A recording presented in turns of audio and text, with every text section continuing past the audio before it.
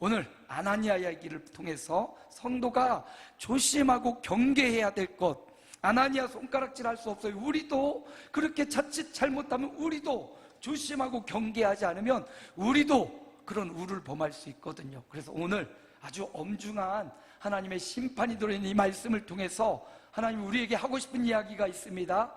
강 목사야, 우리 아름다운 성도들아, 함께 성도로서 신앙생활하면서 조심해야 될 게 있다, 경계해야 될 것이 있다. 그거 오늘 본문에서 한 3가지 살펴보도록 하겠습니다. 첫 번째, 오늘 본문 말씀 2절 함께 읽습니다. 그 값에서 얼마를 감추매 그 아내도 알더라. 얼마만 가져다가 사도들의 발 앞에 두니. 여기 아나니아라는 사람이 나와요. 그를 보니까 하나님 앞에 바나바처럼 밭을 팔아 사도들의 발 앞에 두어서 초대교회 공동체가 함께 공유하며 함께 믿음의 공동체를 살아갈 수 있도록 헌신된 사람들이 나왔습니다. 그랬더니 아나니아도 보잖아요, 들리잖아요. 그도 하나님 앞에 함께 밭을 팔아 하나님 앞에 드리려고 서원했단 말이죠. 그런데 팔고 나니까 그 마음에 욕심이 가득 찼고, 본문에 보니까 사탄이, 3절도 함께 읽어볼까요? 함께 읽습니다. 베드로가 이르되 아나니아야, 어찌하여 사탄이 내 마음에 가득하여 내가 성령을 속이고 땅값 얼마를 감추었느냐. 사탄이 그의 마음에 가득하여 처음 하나님 앞에 하나님 바라보고 주님의 사랑받아 그 사랑을 실천하려고 했던 그가 변질했죠. 얼마를 감추고 그리고 속였습니다. 그래서 오늘 우리에게 초대교회를 통해서 주고 싶은 첫 번째 경계해야 될 내용, 그것은 바로 성령을 속이는 거예요. 거짓이라고 할 수 있어요. 거짓. 하나님이 기뻐하지 않는 게 바로 거짓이에요.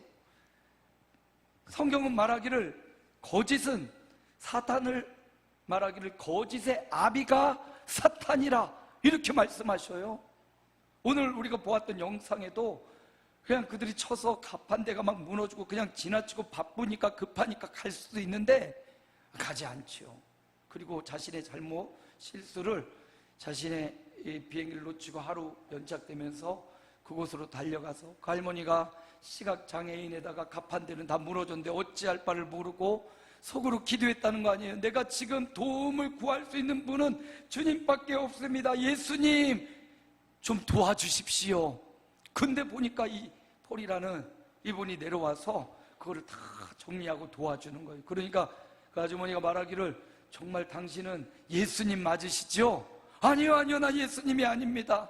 그런데 내가 지금 이 어려움의 상황에서 구할 수 있는 분은 예수님밖에 없어서 예수님 도와달라고 했는데 당신이 와서 나를 도와줬네요. 그러니까 당신은 분명히 예수님입니다. 예수님은 아니지만 예수님의 마음으로 가서 그곳을 회복해주고 치료해준 분이 아닐까. 언제쯤 내가 예수님이라고 오해받은 적이 있을까? 언제쯤이었을까? 저도 영상을 보면서 회개가 나오네요. 여러분, 정직함이에요. 하나님은 거짓을 기뻐하지 않는다고 말씀하십니다. 그리고 하나님은 정직한 삶을 원하신다고 말씀하셔요. 그래서 복음송에도 있어요. 우리 나는 거짓을 기뻐할 수 없어서 매를 맞으면서도 외면했건만 너희는 담대하여 거짓 속에 사는구나. 나는 거짓을 기뻐할 수 없어서 창을 맞으면서도 외면했건만 너희는 거짓과 함께 손을 잡고 사는구나. 정직하라 나의 사랑하는 아들아, 내 딸들아. 정직하라 나의 가슴을 치며 너희에게 구하노니 라는 복음송인데요, 주님은 거짓을 기뻐할 수 없대요. 거짓과 함께 할 수 없습니다. 매를 맞으면서도 창을 맞으면서도 그것들을, 거짓을 외면했다고. 그러나 우리는 거짓과 함께 손을 잡고 사는구나. 사랑하는 내 아들과 딸들아 정직하라 라는 복음송인데, 여러분, 성도가 경계해야 될 것 거짓이에요. 속이는 겁니다. 여러분, 우리 양심을 속일 수도 없어요. 양심을 막 꽉꽉 눌러가지고 거역할 수 있지만 양심을 속일 수 없어요. 마찬가지로 양심을 속일 수 없듯이 삼위 하나님 중에 한 분이신 성령님은 예수 믿는 사람 가운데 계시고, 그 성령님은 아무리 속이려고 해도 속일 수 없습니다. 아셔요. 들으시고 보시고 아시는 분 성령님이에요. 그런데 아나니아는 이 성령을 속이고 거짓을, 마치 태연하게 모든 것을 주님 앞에 드린 양 거짓을 보이고 있어요. 하나님은 거짓이 아니라 정직을 원하십니다. 내가 부족하면 부족한 대로 정직한 걸 원하시는 거예요. 그러나 아나니아는 모든 사람 앞에서도 모든 걸 드린 것 양 그렇게 거짓을 일삼고 있습니다. 여러분, 성령 하나님을 속일 수 없어요. 그 누구도 속일 수 없어요.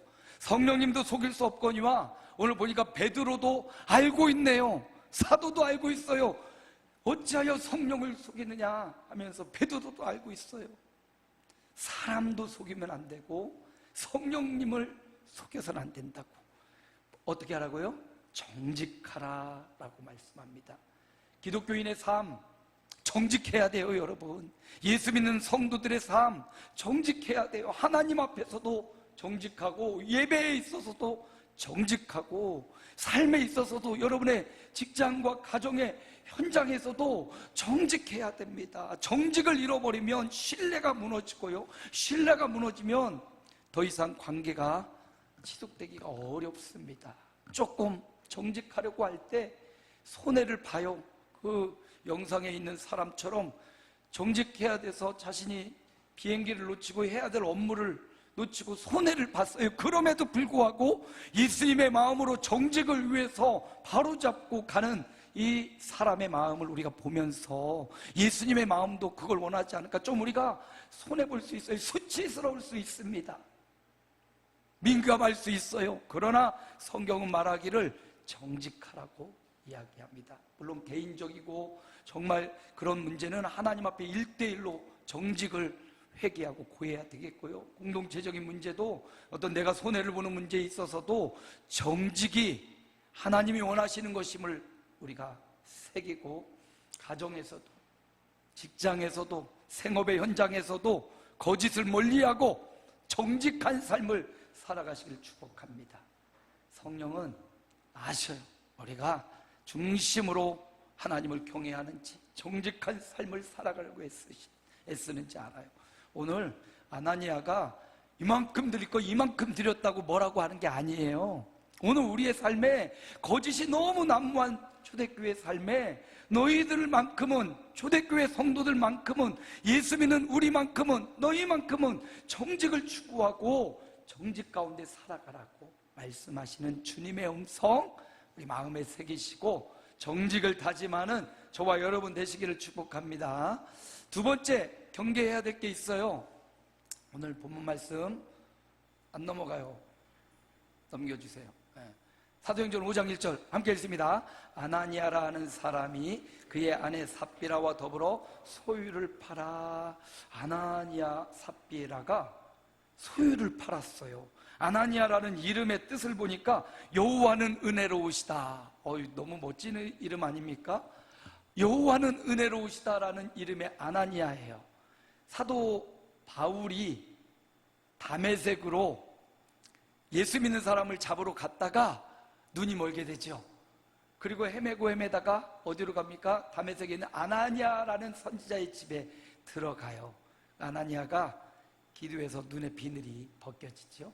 여기 아나니아와 동일한 이름인데 동명이인입니다. 오늘 본문의 아나니아는 초대교회 성도였고 멤버였어요. 그런데 보니까 그의 아내 삽비아도 소유를 팔아서 하나님 앞에 헌금하고 서약하고 교회 공동체를 돌아보려고 마음을 먹고 서약하고 헌신했단 말이에요.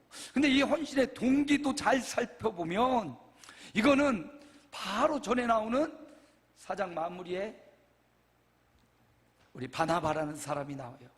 바나바의 동기는 초대교회 공동체를 사랑하는 마음, 믿음과 소망을 갖고 자기의 정말 피 같은 밭을 팔아 교회 공동체를 위해 헌신한 위로의 사랑, 사랑의 사람이었다면, 아나니아는 초대교회에 있는 이 수많은 사람들과 자신을 비교해서 경쟁하고, 선한 경쟁이 아니라 하나님을 영광을 나타내는 이런 경쟁이 아니라 경쟁 상대로 여기며 자기를 높여려는, 어떻게 보면 자기의 이름을 내려는, 그리고 자랑하려는, 성도들 앞에 자기를 드러내고 자랑하는 이 하나님의 모습을 우리가 발견할 수가 있습니다.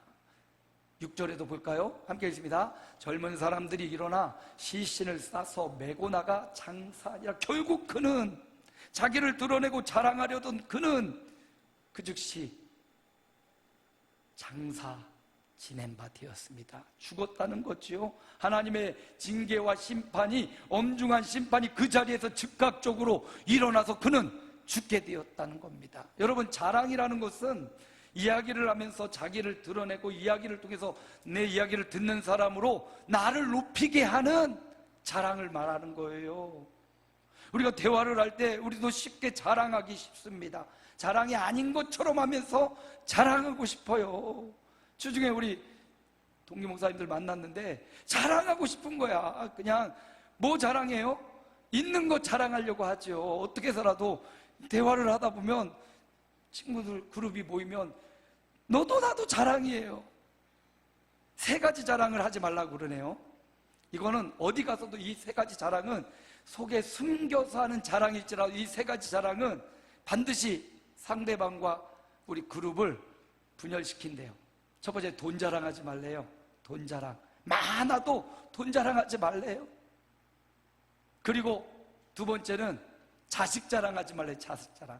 이 자식이라면 뭐 부모, 형제, 일가, 친척, 막 자기 친한 인맥, 이거 자랑하지 말라는 거예요. 그거 나가 말이지 누가 있어, 내 자식은 말이지 뭘 했어, 이거 자랑하면 상처가 되는 사람들이 많다는 거예요. 요즘 시대에 인맥 자랑하지 말라는 거예요. 자식 자랑하네. 인맥 자랑하지 말라. 세 번째는 건강 자랑하지 말래요. 건강. 말이지 나는 잘 챙겨 먹고 약도 잘 먹고 나 운동도 잘하고 헬스하고 나 이렇게 건강하다니까. 다 건강하고 싶죠. 누군 뭐 관리 못해서 지금 아픈 건가요? 그래서 막 병원 신세 치고 있는 건가요? 여러분, 우리 건강 하나도 우리 인생에 십필수 하나만 끊어져도, 십자인대가 끊어지고 뇌에 핏줄 하나만 끊어져도 우리 막 바보 같은 인생 돼요. 하나님이 긍휼을 베풀어 주지 않으면 내가 이렇게 건강하게 이 자리에 앉아 있을 수 없어요. 자랑하지 말래요. 건강 자랑하지 말래요. 뭐 자랑하지 말라고요? 돈 자랑하지 말자. 두 번째, 자식 자랑, 인맥 자랑하지 말자. 세 번째, 건강 자랑하지 말자. 자랑은 이렇게 자랑하고 말해서 사람들이 우와, 야 너 참 대단하다, 야 너 인맥 참 많다, 야 너 참 건강하다 라고 그 사람을 높이게, 간접적으로 나 스스로를 높이는 게 아니라 사람들로 하여금 나를 높이게 만드는 게 이게 자랑이거든요. 성경은 자랑하지 말고 사랑하래요. 뭐 하래요? 사랑하래요. 사랑. 그 돈 있는 거 이거 자랑하고 싶으면 이 돈을 가지고 사랑하는 데 사용하라요.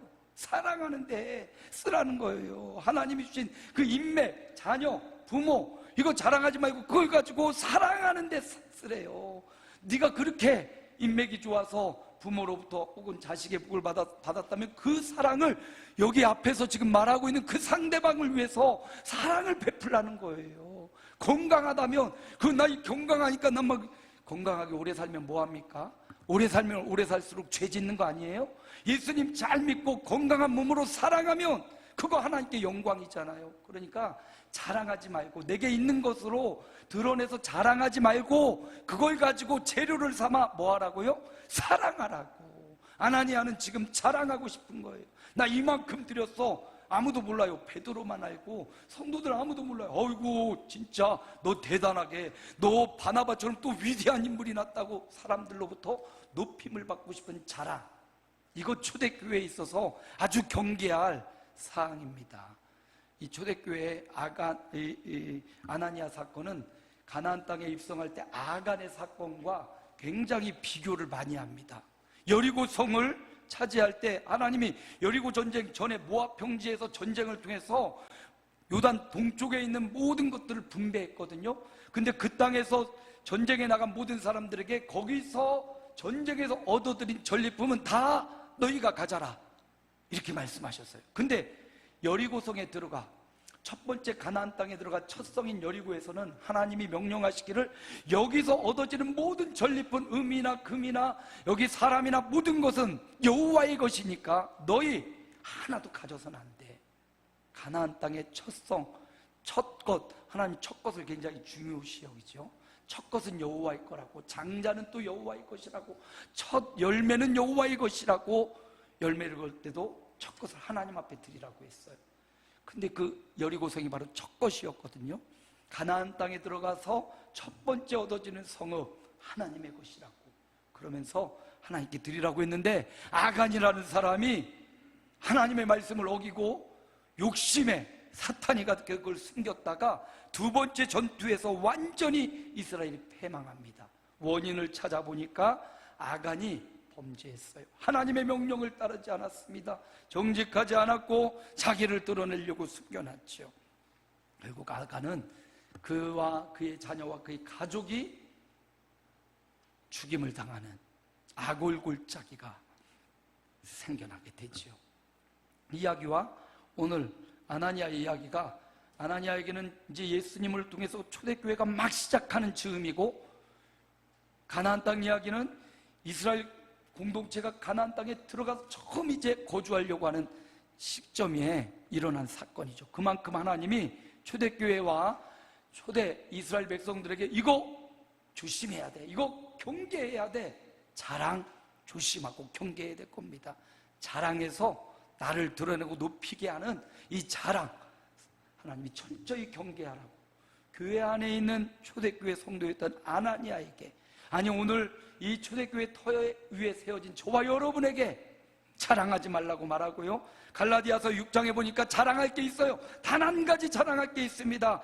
예수 그리스도의 십자가 외에 결코 자랑할 것이 없으니, 사도 바울은 예수 그리스도의 십자가만 자랑하자고, 내게 주어진 부와 내게 있는 인맥과 내게 있는 이 모든 건강은 주님의 십자가로 자랑하기 위한 도구라고. 여러분, 자랑하지 말고 사랑을 결단하는, 자랑을 경계하고 사랑을 추구하는 저와 여러분 되시기를 축복합니다. 마지막 세 번째입니다. 성도가 경계해야 될 거 있어요. 5장 4절 함께 읽습니다. 땅이 그대로 있을 때에는 내 땅이 아니며 판후에도 내 마음대로 할 수가 없더냐. 어찌하여 이 일을 내 마음에 두었느냐. 사람에게 거짓말한 것이 아니요 하나님께로다. 5절까지 읽을까요? 아나니아가 이 말을 듣고 엎드려져 혼인 떠나니 이 일을 듣는 사람이 다 크게 두려워하더라. 네, 이 세 번째 경계해야 될 게 무엇인가 본문을 잘 살펴보면, 아나니아는 교만했어요. 하나님을 속일 수 있다라는 교만에 빠져 있었습니다. 여러분, 교만은 성경에 처음부터 창세기부터 마지막까지 교만은 성도들이 경계해야 될 제일 대상이에요. 교만은 뭡니까? 스스로 높아지는 거예요. 자랑은 말해가지고 다른 사람들이 나를 높이게 만드는 게 자랑이라면, 교만은 스스로 높아져서 다 밑으로 보는 거예요. 하나님마저 자기의 도구로 삼고 하나님마저 이용해 먹는 것, 이게 교만입니다. 아담은 왜 범죄했습니까? 하나님의 명령을 어기고 하나님같이 되려고 하는 이 교만함, 그 교만이 선악과를 먹게 하고 하나님을 거역하고 하나님을 수단으로 삼으려고 했던 아담의 교만. 교만은 계시록에 이르기까지 끊임없이 성도들에게 경계해야 될 대상.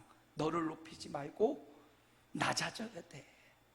낮아지는 삶, 겸손히 그리스도 앞에 나아가는 삶, 바로 아나니아의 이야기를 통해서 초대교회에게, 아니 그 초대교회 위에 세워진 모든 교회 성도들에게, 하나님의 백성들에게 너 그 선을 넘으면 안 돼.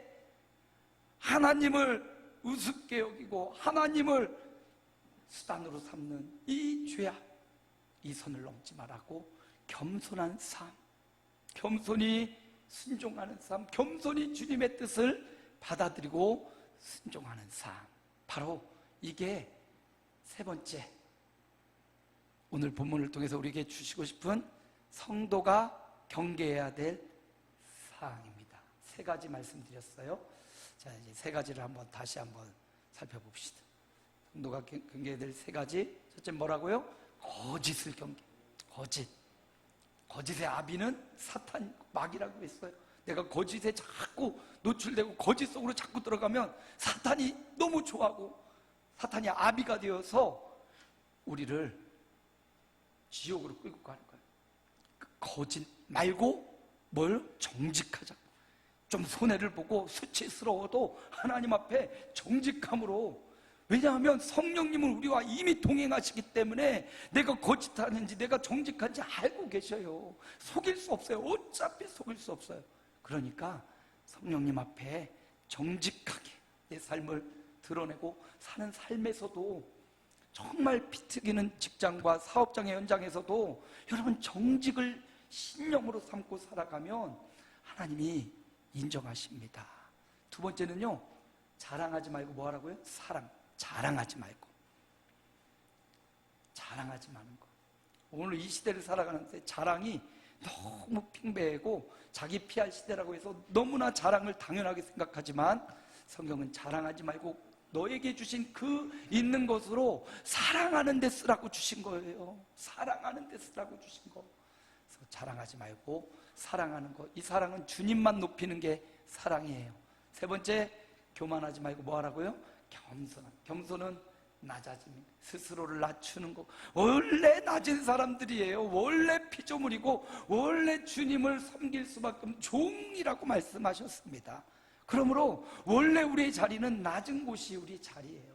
은혜는 또 물처럼 낮은 곳으로 흐릅니다. 물은 결코 거슬러 올라가지 않아요. 반드시 물은 높은 곳에서 낮은 곳으로 흘러가게 돼 있어요. 은혜도 마찬가지입니다.